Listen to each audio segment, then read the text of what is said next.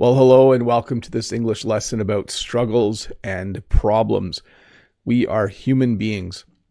Life isn't always easy. Sometimes you have a day or a week where there are just problems, things that make life difficult. There are things you struggle with, and we call those struggles.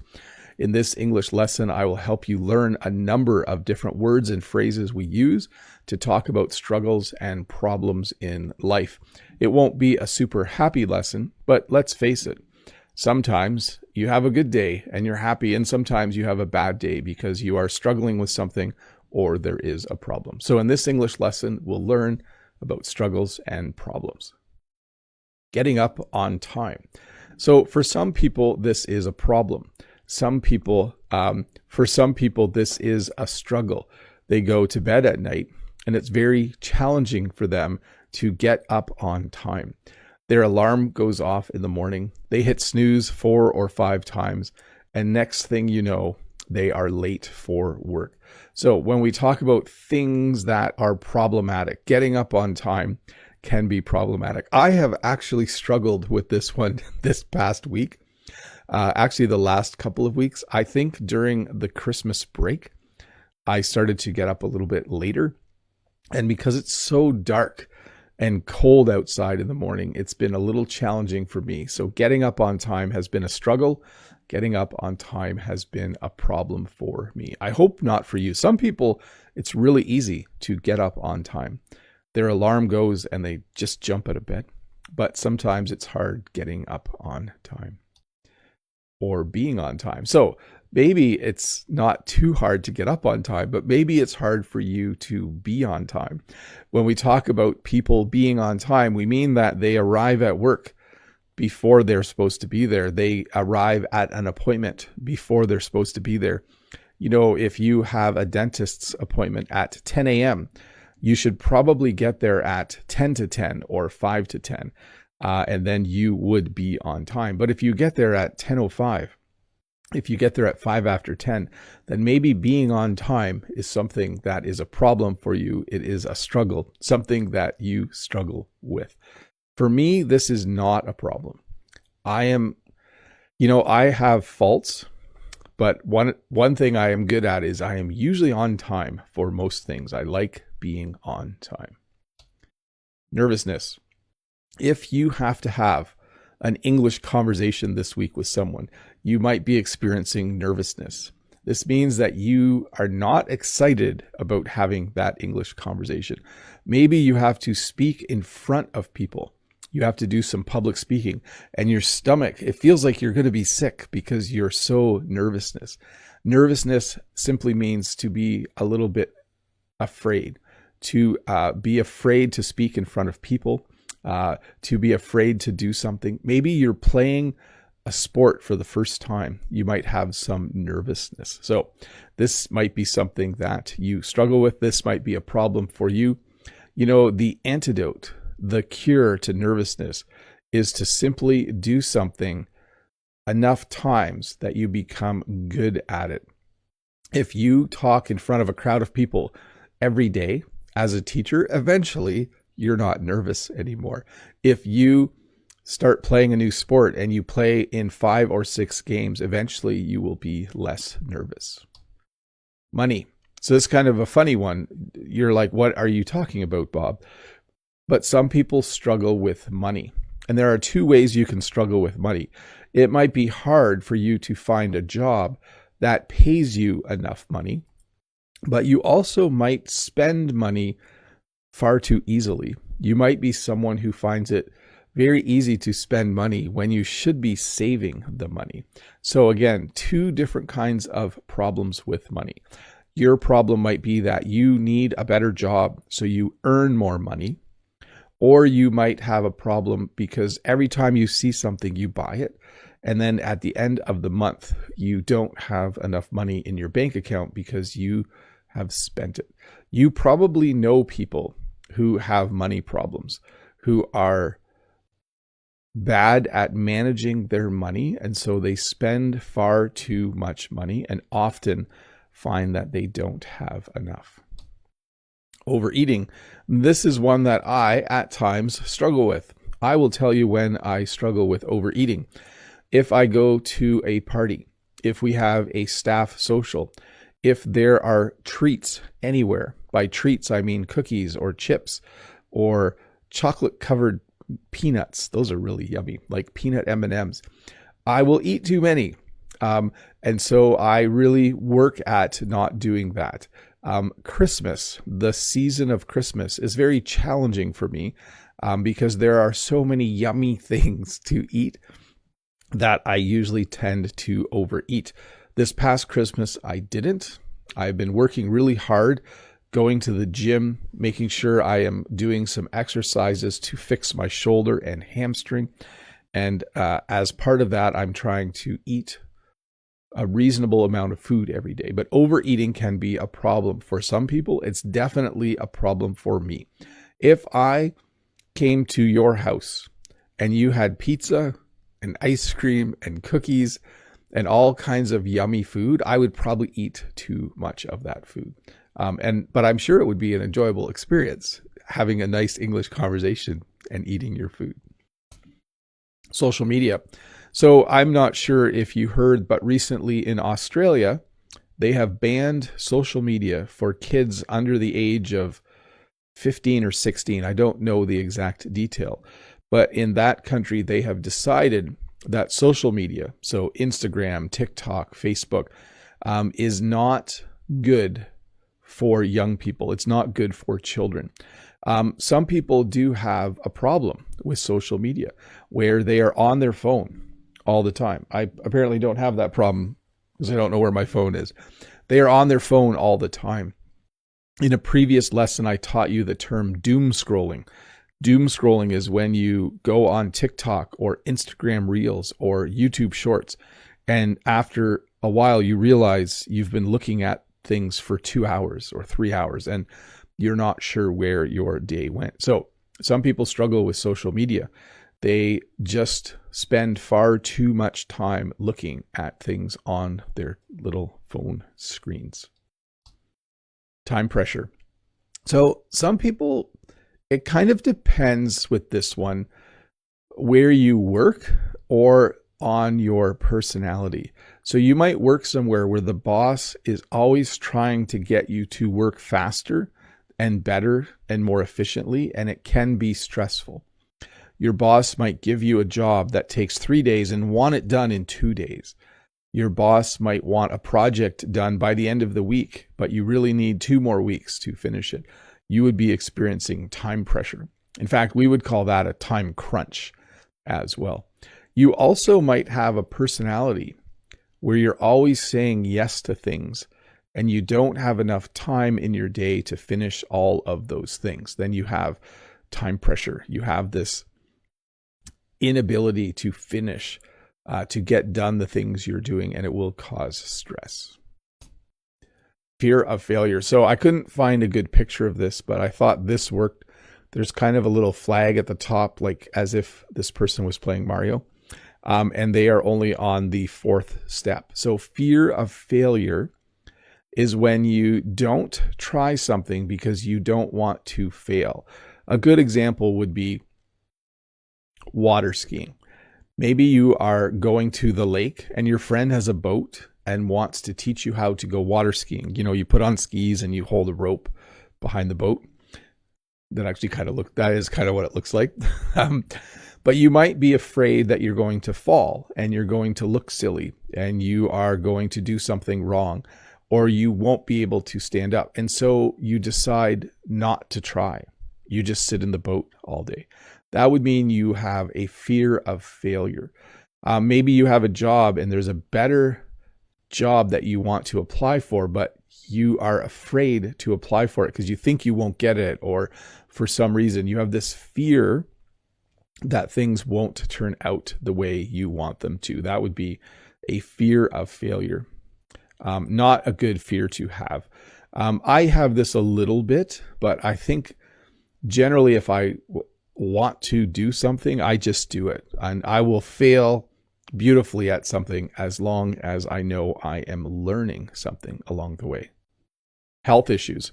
So I mentioned at the beginning that I would talk about the things that I struggle with. So I struggle sometimes with health issues. In my life, I have had 4 situations where I have not been a healthy person. And the one most recent would be my collarbone. Forget what year it was, but I got pneumonia one year. I don't know if you know what pneumonia is, but it's when it's difficult to breathe because you are sick and your lungs have fluid in them. And eventually I went to the doctor and they took an x-ray, and my one lung was 90% full and the other one was 70% full of fluid. So I had pneumonia. I also had a blood infection once where I had to go on antibiotics for 5 weeks.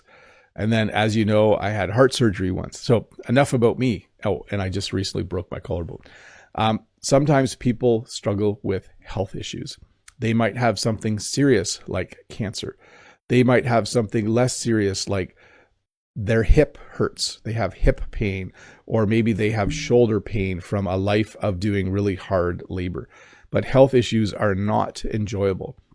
You often are on medication, or you need to see the doctor regularly, but those would be things that you just experience daily in life, and they are not enjoyable.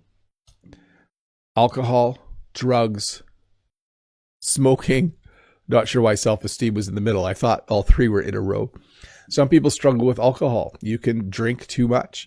Maybe this is something that started simply. You didn't realize it when you were younger. Maybe in your 20s, you were in university and you had some alcohol, and then now you're older and you have trouble not drinking alcohol. So you can become addicted to alcohol. You can become, in English, we'll say someone is an alcoholic. That means that they drink every day and they drink a lot. You might be addicted to some kind of drugs. Maybe in your city, there might be an area of the city where you don't go because that's where the drug dealers are. That's where people go to buy drugs.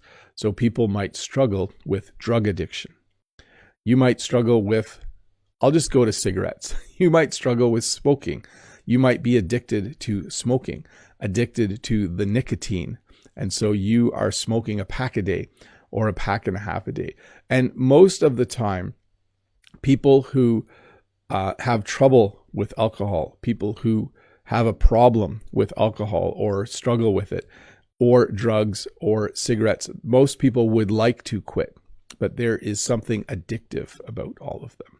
So you might be addicted to alcohol, drugs, or cigarettes, or smoking. Self-esteem. So self-esteem is when you think everyone else is better than you, or maybe a better description would be when you don't feel as good as other people. So a good example I should have had a picture of a teenager instead. A teenager might feel like all of their friends are smart, or all of their friends are better looking than them, or all of their friends are better athletes. And so they struggle with their own self-esteem.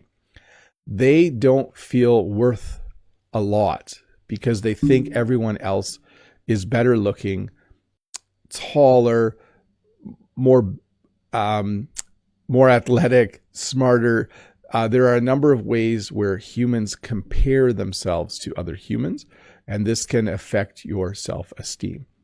Maybe in school, your friend never does any work in class and gets straight A's. They get 100% on everything, and you have to work a lot harder. So you might have low self-esteem because you think that the other person is better than you. This is a tough one for people when you have low self-esteem.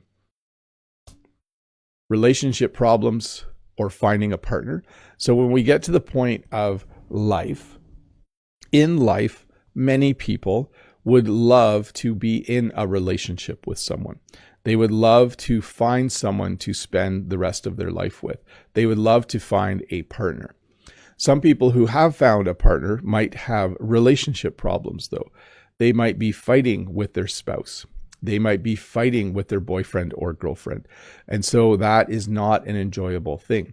I think in North America, 50% of marriages end in divorce. So this can be a real problem for people where you both go to work And then when you come home, you end up fighting. You have relationship problems. You have marriage problems. That would be another way to describe it if you are married to each other. So relationship problems, marriage problems, not good problems to have. When people are struggling in their marriage, it can make life very, very hard and very difficult for them. And then finding a partner. So this happens, of course, with young people, but it can also happen if you are older. Maybe you love being single. There are many people I know who are not married. They don't have a boyfriend or girlfriend, and they're very happy. That is a great way to go through life. But many people would love to find a partner. They would love to find someone to date and someone to eventually marry.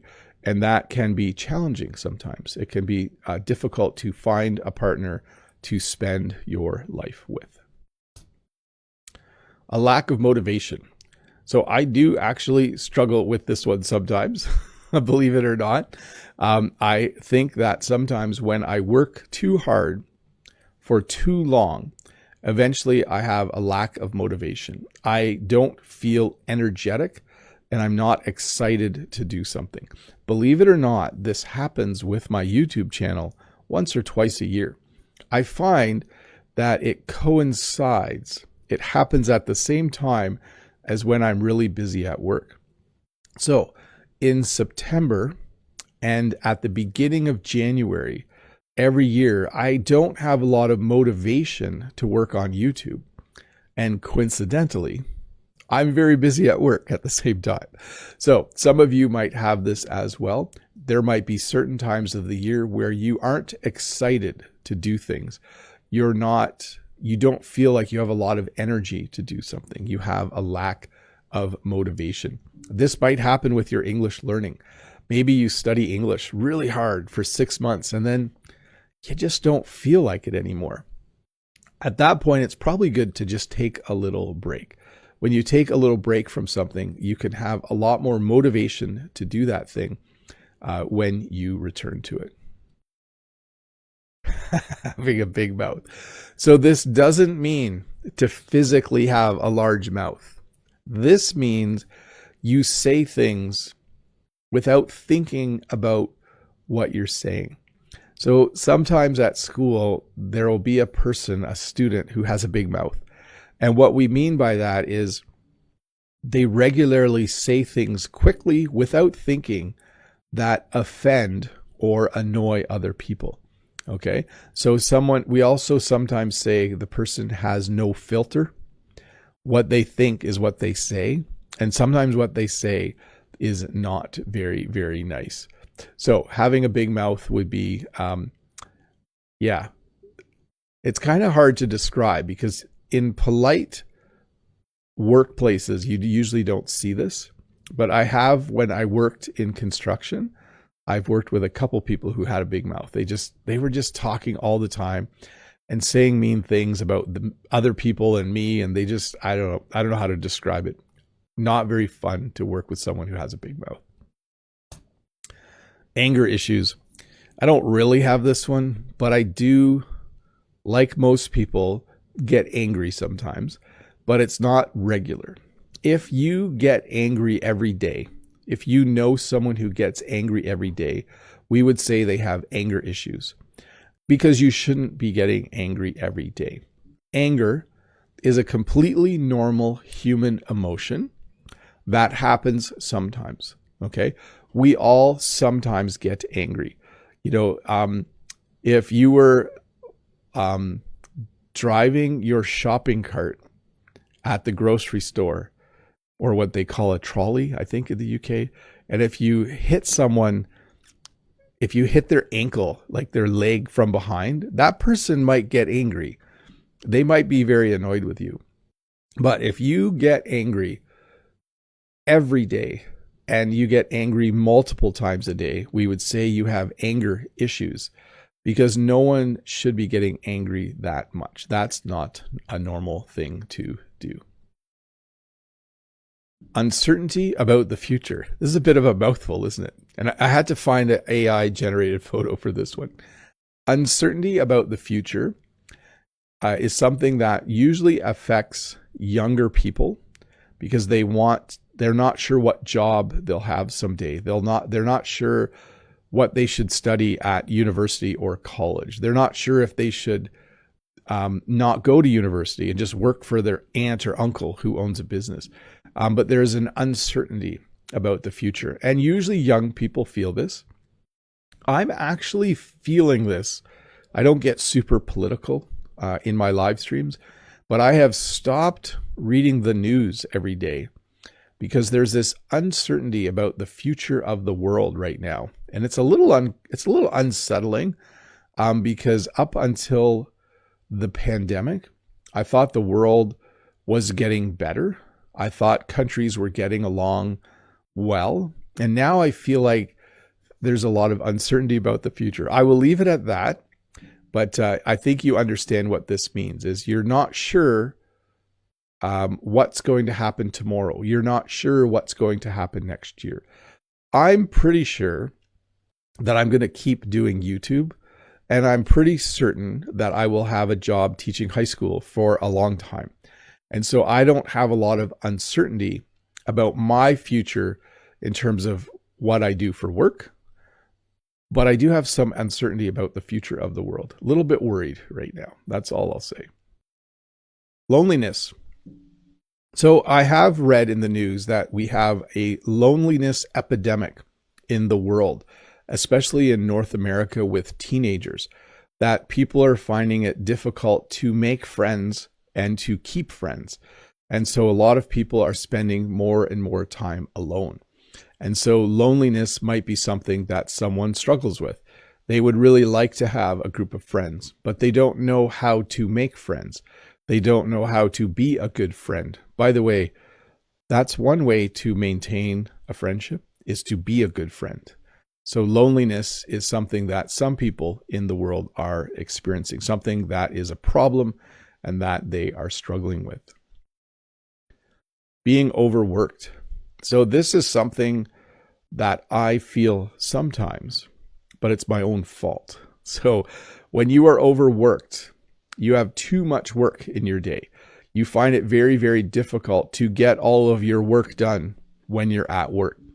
Right now, I am overworked a little bit, but it's not too bad. Last week, I was more overworked, not because of my boss, more because of my own. Like I have a boss at work, but then I'm also my own boss, right, for YouTube.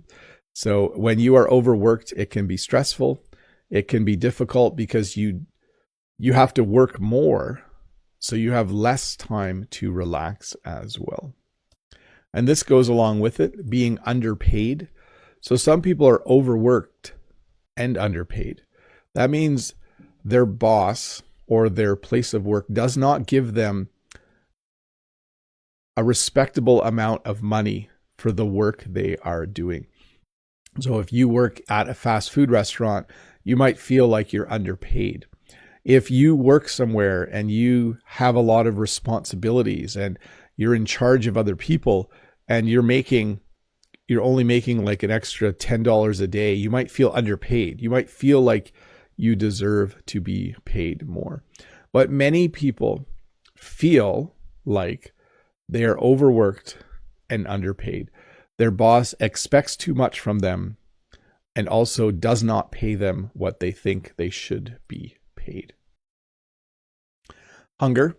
So in every single country of the world, there are people who go hungry. That's the phrase we use to describe that.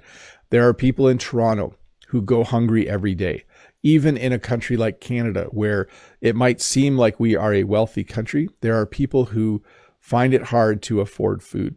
The way we try to help in Canada is we have things called food banks where people can go and get food for free. We have government assistance programs. We have shelters for people who maybe don't have a home. And so hunger is when you don't have enough food to eat every day, and it can be a problem. In Canada, it's also bad. People who go hungry and people who maybe are homeless, it's a challenge in the winter even more because most of us are inside and they don't have a place to go, but also it's less likely that people will help them. So hunger is a problem around the world and also in countries like Canada. Too many responsibilities. So if you are a stay-at-home dad or a stay-at-home mom with lots of kids, you might feel like you have too many responsibilities. So you see here 2 children.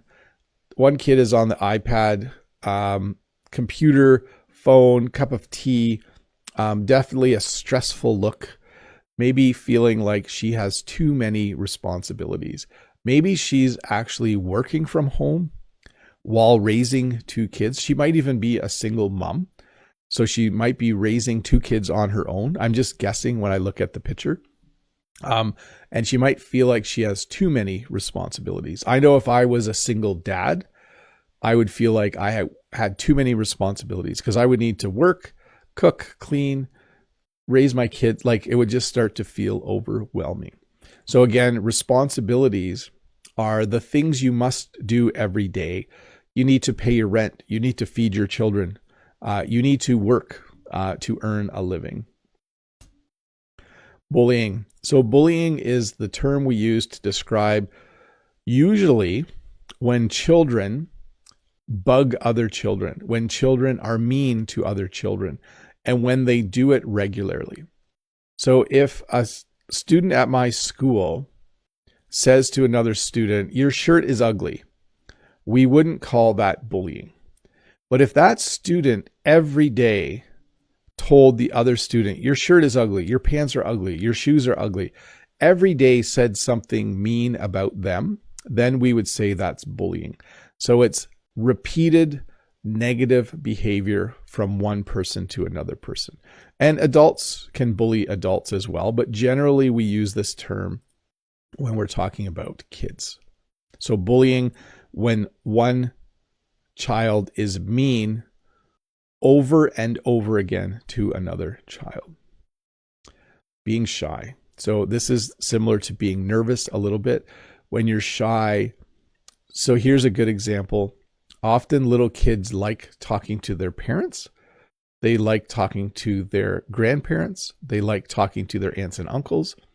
But if you are at a family event and there's a new person there, they might hide behind their dad or mom. They might be shy. They don't want to talk to the new person. So depression. Depression is a lot more serious than a lot of the other things I've been talking about. So when you are feeling down, when you're feeling the blues, we sometimes say, or you're feeling unenergetic, or you're just feeling a bit low, those are things that are normal as you go through your day and through life. Depression is when it happens more often and you have those feelings more strongly. And my suggestion to people who feel like they might be suffering from depression or struggling with depression is you should see a doctor. When it is at the point where, like, if you go through your day and there's a balance of good and bad, and at the end of the day, you still feel good about your day, that's a normal human day. But if you are constantly feeling down day after day, and it's affecting your sleep, your relationships, your ability to eat healthy or exercise, you might want to see a doctor to see if you are struggling with depression. And then there's loss. So loss is also sometimes called grief. This is the emotion you experience after someone you know or love has died. So when you say, she's really having trouble getting work done right now, she's experiencing loss, it means that maybe her husband passed away, maybe her dad passed away, maybe her mom passed away.